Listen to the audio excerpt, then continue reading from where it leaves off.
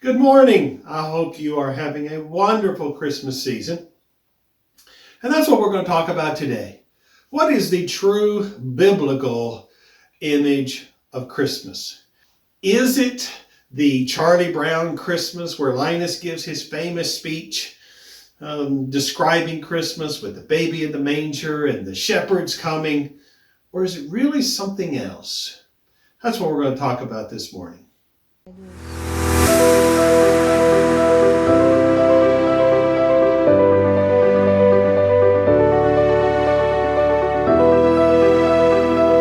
In order for us to truly understand Christmas, we're going to have to leave behind the traditional image that's found in what we call the New Testament and go back to the Old Testament or the Hebrew Scriptures and see what is going on. Now, we've talked about some of these things, but I'm going to cover them very briefly. If you remember, God created humankind as the guardians of the earth. I mean, that was our job. We were to image him. That was our purpose. But our job, our function, was to take what he had created in the garden and turn the rest of the earth, turn the rest of the world into that same condition. We were to bring it under control. We were to mash it down. Remember, God did not create the earth perfect. He created it good enough so that we then could come along and turn it into one giant garden. That was to be our inheritance. The earth was to be our inheritance when we took care of it, when we tended to the earth. But like the prodigal son, and if you remember the story in Luke chapter 15, the prodigal son went to his father and he says, "Give me the share of the property that is coming to me." We as humans, we did the same thing. Instead of following God and doing things the way he wanted us to do it, we decided we want our inheritance now. We're going to run the earth the way we want to run it. That was the whole point of the tree of knowledge of good and evil. They ate of the tree, in essence, telling God, we are going to decide what is right and wrong, what is the right way and the wrong way to live for ourselves. Humankind was then expelled from the garden, and we tried to do things our way, and we made a miserable mess of it. But if you remember the story of the father of the prodigal son, he did actually give his son his inheritance. And God came to humanity at the Tower of Babel, and he did the same thing. He gave humanity its inheritance. I will give you the world. Now you say, well, I don't remember in Genesis chapter 11 anything about God giving us the world. Well, if you go to Deuteronomy chapter 32, verse 8, it says, "When the Most High gave the nations their inheritance, when he divided mankind." The only time that God ever divided mankind was at the Tower of Babel. And that means that what God was doing there was he was giving humanity their inheritance. Look, if you want to run this earth the way you want to run it, fine. It's yours to do with whatever you choose. But like the prodigal son, we squandered our inheritance. We gave our allegiance, our loyalty to divine beings, and in essence, gave away our inheritance to them. We handed over our inheritance to these beings. They then took authority and took charge. And what they did was they took us, humankind, as hostages. Again, we have talked about how this is how why Satan could come to Jesus in Matthew chapter 4, verse 8, and say to him, all of these, and could show him all the kingdoms of the world and say, all of these I will give you if you will just fall down and worship me. Remember, Jesus did not correct him and say, these kingdoms are not yours to give to anyone. Jesus simply said, you shall not worship anyone but the Lord your God. So, and Jesus understood that, yes, Satan is the god of this world. In fact, Paul even talks about that in 2 Corinthians chapter 4, verse 4. He calls him the god of this world. And he is the god of this world because we squandered our inheritance. Now, these divine beings hold us hostage, asking for a ransom. We can see this in Mark chapter 10, verse 45, where Jesus, talking about himself, said that the Son of Man, again himself, did not come to be served, but to serve, and to give his life as a ransom for many. You see, that is the price. That's the price of the ransom. Satan holds God's children hostage. He holds them and is trying to ransom God's children. What is the price?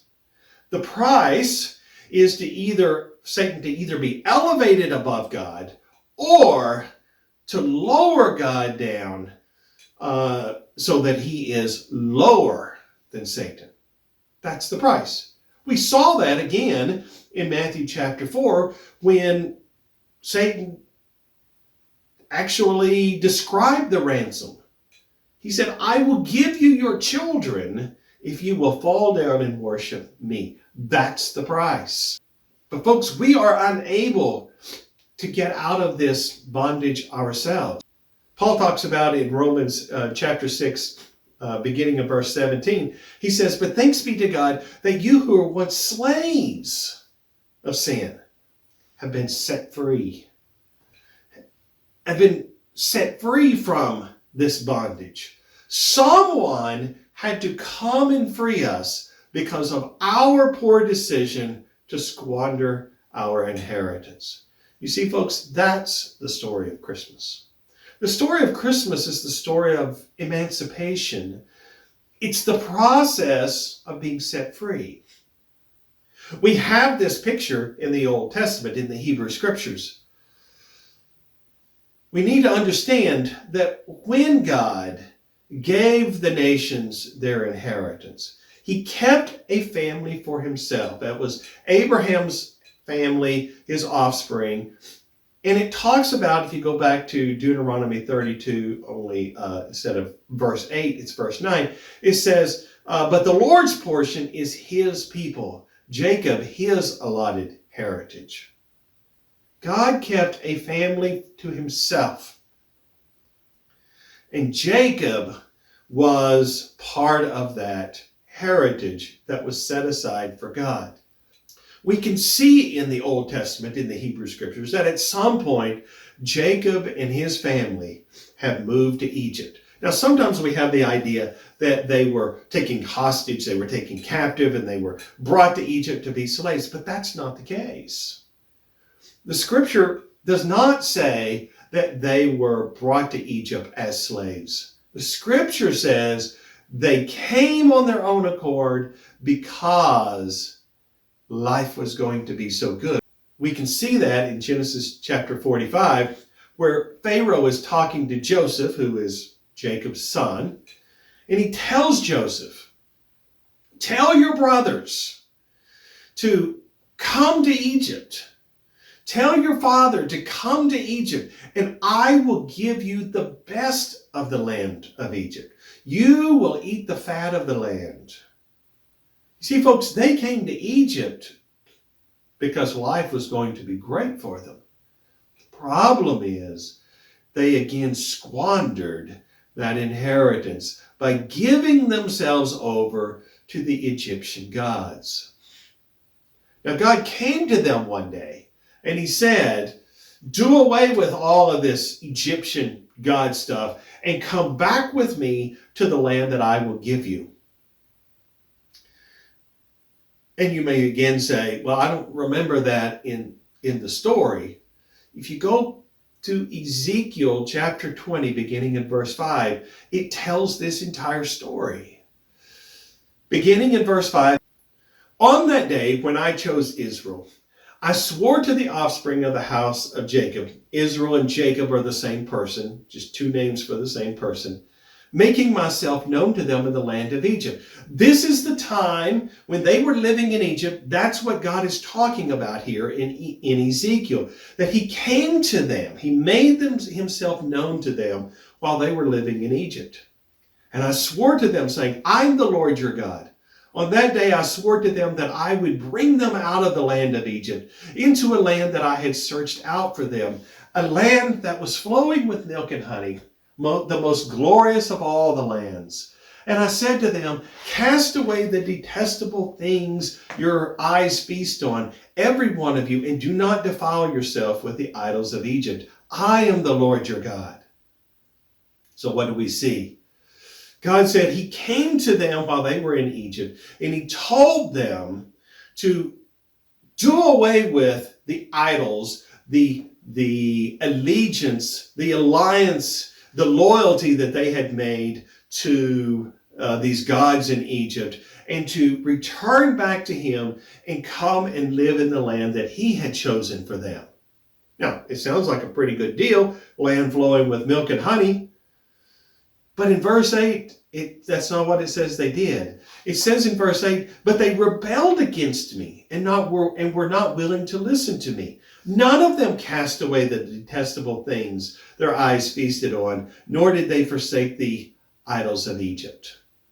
When God came to the people in Egypt who were living the good life, and he said, come with me back to the land that I have for you, they said, no, we don't want to. We like this land. And it goes on in verse 8 to say, then I said I would pour out my wrath upon them and spend my anger against them in the midst of the land of Egypt. Why did God's people go into bondage, go into slavery? That's why. They refused to be faithful to their God. And he allowed them to then go into slavery and live a horrible existence. In fact, it was so bad that 400 years later, the people were begging to leave. They went from, no, our lives are too good, we're not interested in leaving, to, please, allow us to leave. But the problem is, the people couldn't. They simply did not have the power to leave Egypt.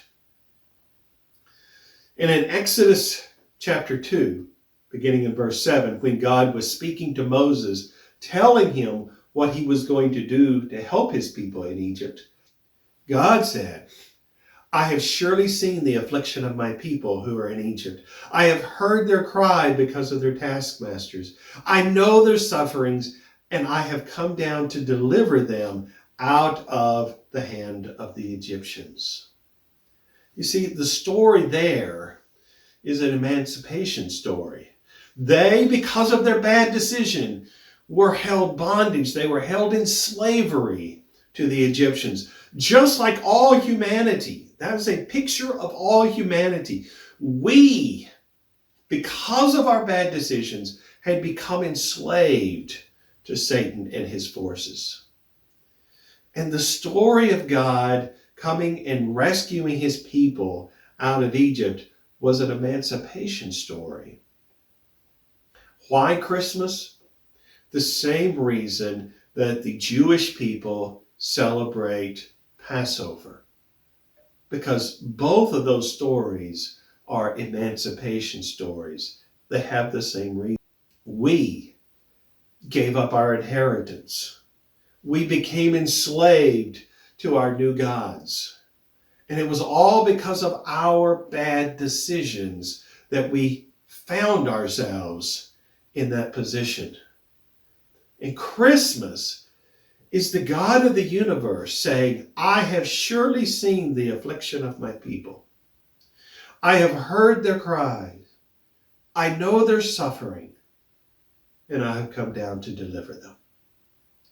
Folks, as we spend time with our family and our friends and we're exchanging gifts, I want every one of you to have a wonderful time, but spend a little time thinking about what God has done for us. What does Christmas really mean?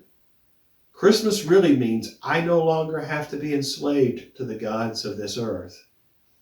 I can spend an eternity with the Creator of the world in the land that He has chosen for me, because He came down to earth as the little baby in the manger to deliver us.